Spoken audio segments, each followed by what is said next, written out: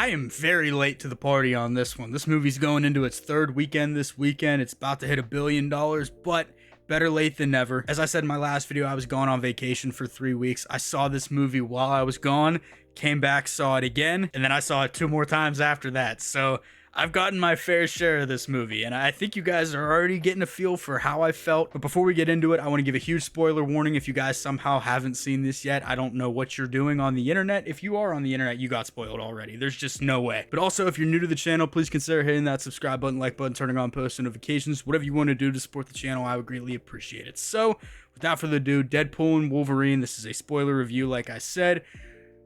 Whew. You know, there have been very few Marvel movies since Endgame where I've gotten out of the theater and I've been like, yeah, we're back. Not including all the Disney Plus shows, the animated stuff, all the different multiverse Marvel stuff. There have been 12 movies since Endgame. I think this is the 12th one. And including this one, I think there's only 3 that I've walked out and been like, we're back. This is like Infinity War, Endgame kind of time Marvel. That didn't make any sense, but you know what I'm trying to say. Not to say that there haven't been MCU movies that I've liked, but there haven't been many where it really feels like we're back and building towards something, and the hype just has so much momentum. The movie has so much momentum, and the box office is killing it, and everybody seems to universally love it. There was No Way Home, which I feel did that. I feel like recently there's been some people that are like, I don't like No Way Home. Screw off. Kindly, nicely, and quickly. The door is that way. Guardians of the Galaxy Volume 3 did it for me. I know it didn't do it for a lot of people, but that's the second one on the list. And then Deadpool and Wolverine. Those are really the only ones where the hype has just felt like it did whenever Endgame and Infinity War, Civil War, there was just this buildup. It really felt like we were going somewhere.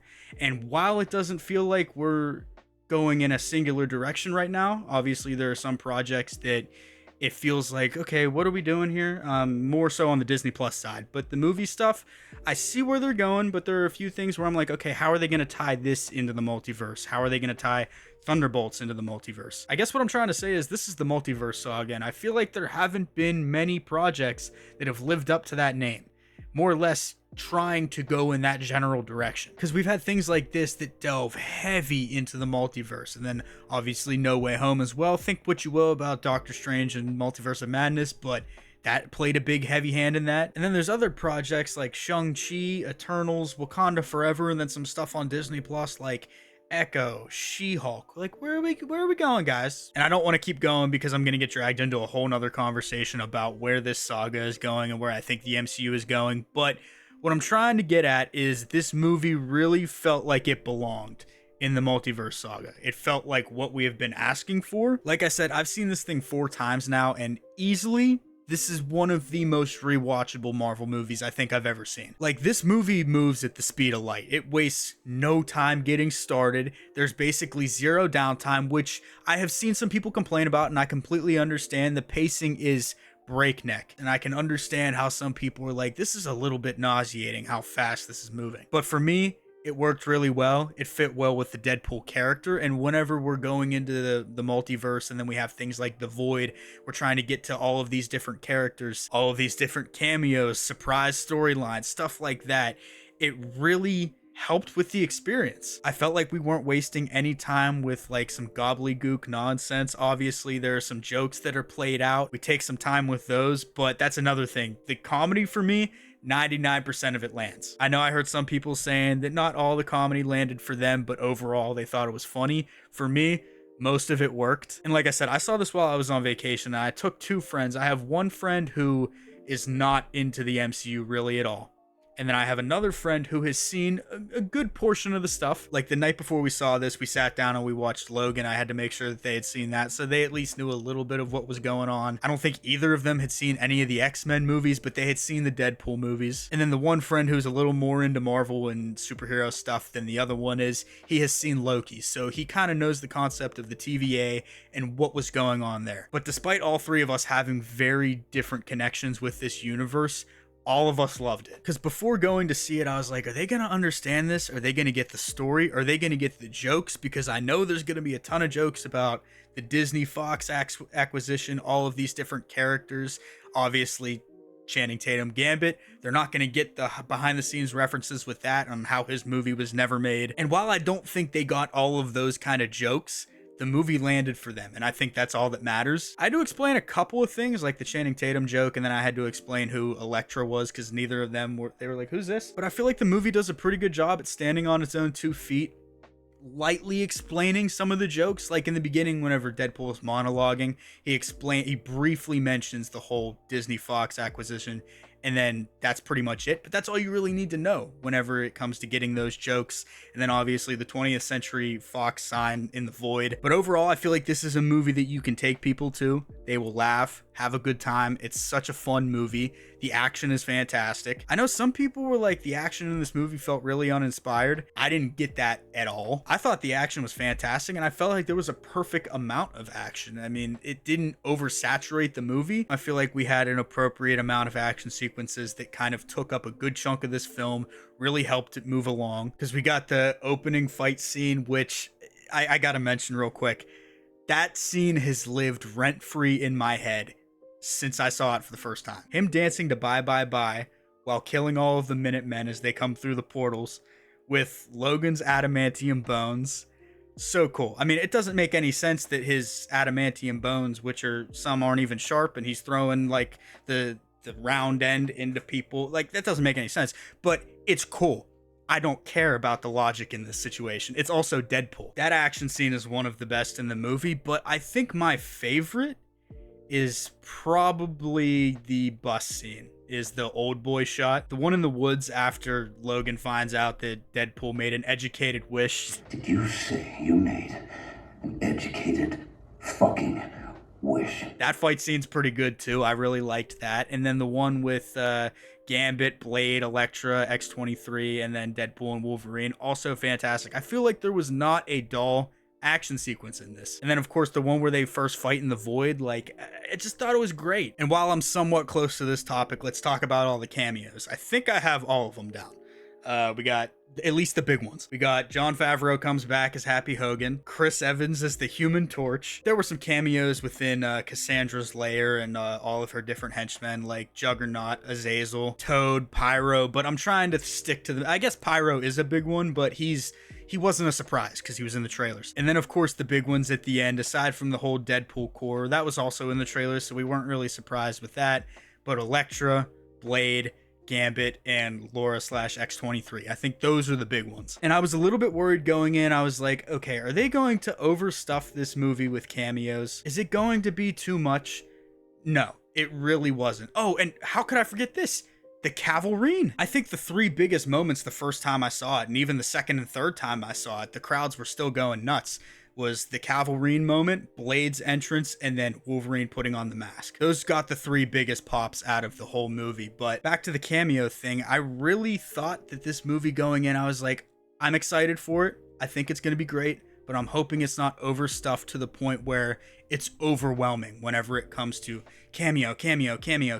And while I said this movie moves at a really fast pace, it's not exhausting whenever it comes to these characters. It moves at a quick pace, but whenever it's not introducing characters, moving quickly with a storyline or a fight or something of the sorts, we have Deadpool and Wolverine like talking, like the monologue moments. I know I'm all over the place, but the monologue moments with Logan, I mean, he has a couple of fantastic scenes. Hugh Jackman in this movie is great. This is probably one of his best performances as the character. Definitely not better than Logan. Logan was a one-of-a-kind, one of the best comic book movies ever made, but his performance in this is so good and somewhat akin to what we saw in Logan. And I feel like Logan would be the next step if this Wolverine lost all hope and just kept going the way that he was going in his universe. Instead, Deadpool comes in and he's like, hey, Peanut, I need your help. He's like, get away from me, lady, not now. But ultimately, this leads to a better version of the Wolverine at the end. Obviously, he starts this movie,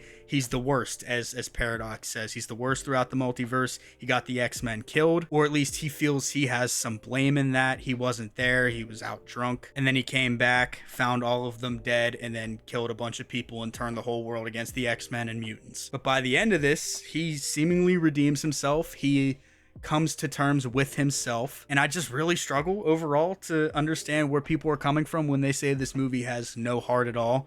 I don't get that. And that's just on Wolverine / Logan's side. I feel like Deadpool, Wade, has a great arc in this movie as well. Obviously, we see him in the beginning. He's pretty selfish whenever it comes to wanting to join a team, wanting to prove himself. He wants to do that for his own interest. Like when he's talking to Happy Hogan in the beginning, he says that he needs to be an Avenger because he needs to feel like he matters and he needs to impress his girl. But like Happy says to him, the Avengers don't do it because they need it. They do it because people need them. And as the movie goes along, he finds out, Paradox's true intentions. He just wants to wipe out his timeline with the Time Ripper. He goes on this whole journey not because he wants to. Obviously, he wants to team up with the Wolverine, but ultimately he goes through this whole thing where he's trying to get back home so that he can save everybody. So when people question the heart in this movie, I'm kind of just sitting here like, what are you talking about? Did we watch the same movie? Cassandra Nova, I felt like was a great villain in this. I feel like we could have gotten a little bit more with her, but she was definitely portrayed as this threatening, terrifying being. Like the scene where she just rips Johnny Storm's skin off and then she easily breaks Pyro's neck, like with her hand through his skull. That I didn't like that. That made me cringe. Just the whole fingers coming through the eye holes and I can't even think about it. I thought she was pretty intimidating. It kind of sucks that they killed her off at the end. I was hoping that she wouldn't just be a one-off villain because from my understanding in the comics and in this movie, she's very, very powerful. So maybe we'll get something once the X-Men are introduced in the main MCU timeline, maybe something with her and Charles. I think that would be pretty cool. But overall, I thought she was a great villain. Emma Corrin did a great job portraying her. And I've talked about Hugh Jackman, I've talked about Emma Corrin. Do I even really need to say that Ryan Reynolds is perfect for Deadpool? We all know this already. He's great in this movie. He has great emotional moments. He plays Deadpool, the Marvel clown, so well. But at the same time, whenever it comes to these emotional beats, he really hits those. All of the actors, needless to say, are great. I mean, it was so nice getting to see like Jennifer Garner come back as Elektra. I don't love the Daredevil movie, but that was pretty, and I've never even seen the Elektra movie, but that was pretty cool. I love Blade, so getting to see Wesley Snipes back as Blade, just... I know Ryan Reynolds is now campaigning for like a Logan-like send-off for Wesley Snipes. Just cancel the Mahershala Ali one at this point. Like we're literally hearing today that it's stuck in limbo. Like just cancel it and give us a Logan-style Wesley Snipes Blade movie. Please. Getting to see Channing Tatum as Gambit. I know I briefly mentioned it earlier whenever we were just going through the cameos, but getting to see him finally portray Gambit just... it made my heart so happy. I really liked what they did with the character in this. Obviously, he was like the butt of the joke pretty much the entire time he was on screen. But I thought the accent, if Ryan Reynolds as Deadpool wasn't poking fun of it every 2 seconds, I think the accent works. It's just the fact that he's joking every 5 seconds makes it pretty funny. Woo, I'm about to make a name for myself here. I thought his action scenes were fantastic, and just finally getting to see Gambit realized in live action pretty comic accurately, just with the costume and stuff. Obviously didn't have the eyes. Some people were a little bit upset about that, but we did see it like whenever he was actually using his powers. He just didn't have them all the time. Getting to see Daphne Keane come back as X-23 Laura again, fantastic. I know she just said that this is the same exact variant from Logan. I think she was saying sometime after Logan, she lived with the kids for a couple years. They made it away, all thanks to Logan. But then all of a sudden the TVA showed up and just zap, she's in the void. But there are a couple of things in this movie that I couldn't totally wrap my head around. A few plot holes which aren't going to deter my enjoyment of this movie whatsoever. I'm not going to think about it to the point where I'm like, I don't like this movie anymore. But I couldn't help but think about this while we were going through the movie. So the TVA is going to use the Time Ripper, or at least Paradox and his little group of cronies that are kind of off-grid. They're going to use the Time Ripper to destroy Wade's timeline, which is Earth 10005, I think. The same one where the X-Men movies and Logan take place. This movie takes place in 2024, current day, but in that universe. Logan takes place in 2029 in that same universe. So at this point in the timeline, he's not dead yet. And the Westchester incident hasn't happened yet, so the X-Men are still around. But at the end of this movie, Logan and Laura are in this timeline. Doesn't that mean that there are now 2 Logan and Lauras in this timeline? as well as the X-Men still being alive. Also, why would Paradox be wanting to destroy this timeline because the anchor being's gone, even though at this point Logan would still be alive? So the anchor being is now there, and now that there are two potential Logans in the same universe, there are two anchor beings. But at the end of the movie, B-15 from Loki shows up and she's like, oh, you did something to this timeline. You restored it. So maybe that has something to do with it.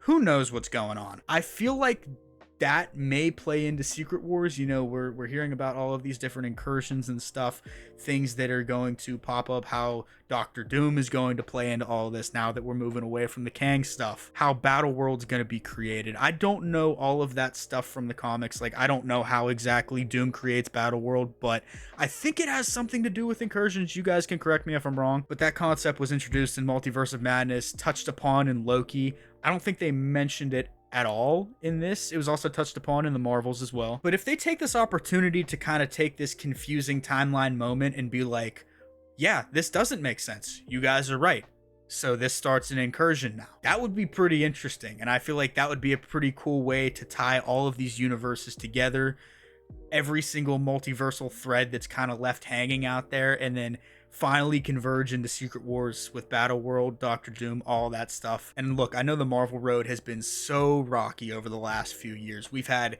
some really high highs, but we've also had some really low lows, and I feel like there have been more lows than there have been highs over the last couple of years. But with Marvel, I really feel like they're course correcting. Obviously, at San Diego Comic-Con, they announced Robert Downey Jr. is coming back, not as Iron Man. I'm sure he will be an Iron Man variant in some of these movies, but he's coming back to play Doctor Doom, who I think is going to be a Tony Stark variant, something of the sorts. I really don't know what they're going to do, but the bottom line is all of this has me really, really excited.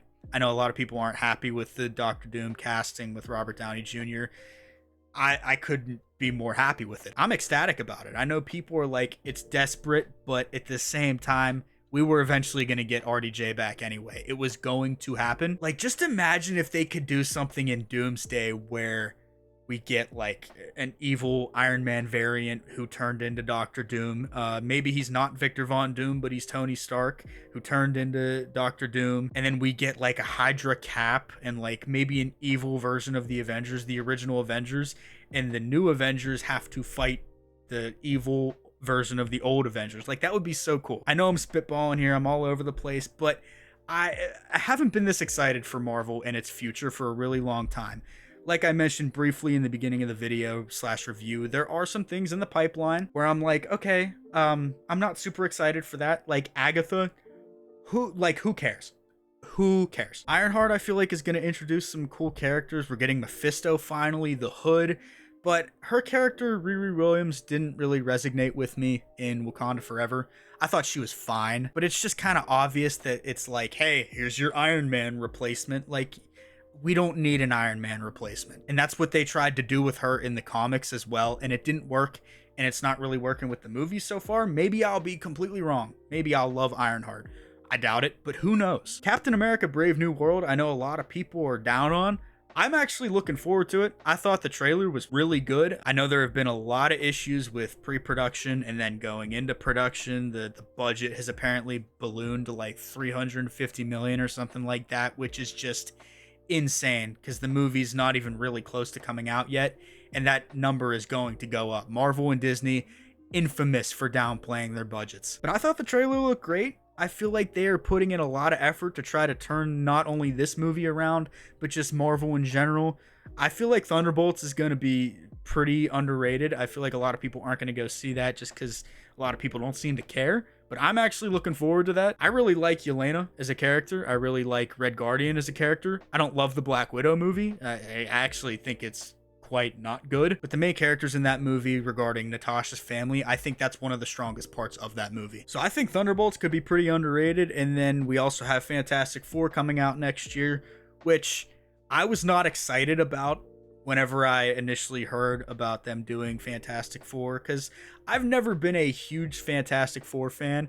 I have seen, I think, the original movie. I have not seen Rise of the Silver Surfer. I've seen clips from these movies, but I remember like being younger and seeing it. Obviously, I knew that Chris Evans was Johnny Storm, Human Torch before Deadpool and Wolverine, so I knew that. I got that. But now that I'm thinking about it, I can't even like think about the plot of of either of those movies. I don't think I've seen Rise of the Silver Surfer, and now that I'm thinking about it, I don't think I've seen it all, the first one all the way through. The 2015 movie sucks. It is so bad. So going into this, I was kind of like, okay, what are we gonna do? I'm sure it's gonna be fine. I'm sure it's gonna be the best out of the movies that we've gotten, but is that really hard to do? After hearing Matt Shackman's taking over, I really liked WandaVision. I feel like he did a really good job with that, taking the old aesthetic of like all of the different eras that show was portraying. And then after hearing the casting announcements, I was like, yeah, this works. I know some people were down on Pedro Pascal, but like I said, Fantastic Four has not really meant that much to me. So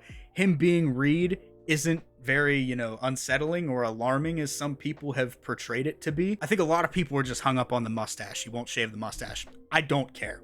Literally at all. That's not going to affect the movie whatsoever for me. But the dude who's playing Galactus too, I'm blanking on his name, but his voice, perfect. And I know I'm going on about all of these different projects, but I really feel like they're turning stuff around. I'm, for once, excited for the future of Marvel. I'm not optimistic like I am with Star Wars, and I'm not even optimistic anymore with Star Wars. I say optimistic because I'm not quite empathetic towards Star Wars yet, but I'm pretty damn close. So this returning feeling of finally feeling excited, feeling hyped, wanting to know what the future of the MCU is going to be, aside from some things that I know are not going to impress me, I'm excited. I'm happy. I'm a happy Marvel fan, and it really has a lot to do with this movie just being fantastic and where I think they're going with this storyline. This movie wasn't a trailer for another movie at all, but what they could do with what they set up in this movie and where I think they're going with things based upon what they've announced, what they announced at Comic-Con, what they've announced over the last couple of years, things that we've heard are changing behind the scenes. I'm happy and I'm excited, which is a feeling I haven't had in a while, a feeling that I know a lot of people haven't felt in a while. So don't ruin the moment for me. Just let me be excited, okay? Let me be excited. If all of the movies and projects come out next year and they suck, that's a different story, and I'll be mad then. But for now, I'm excited. This movie really did it for me. It made me so happy just as a Marvel fan. And without being a trailer and setting up for another movie, it made me excited for the future. It really did. And that's all I really needed from this movie. But let me know what you guys thought down in the comments below. Did you love it? Did you hate it? Let me know what you're thinking about this and the future of Marvel. If you're new to the channel, please consider hitting that subscribe button, like button, turning on post notifications. Whatever you want to do to support the channel, I would greatly appreciate it. So hopefully you did enjoy, and I will see you all in the next one.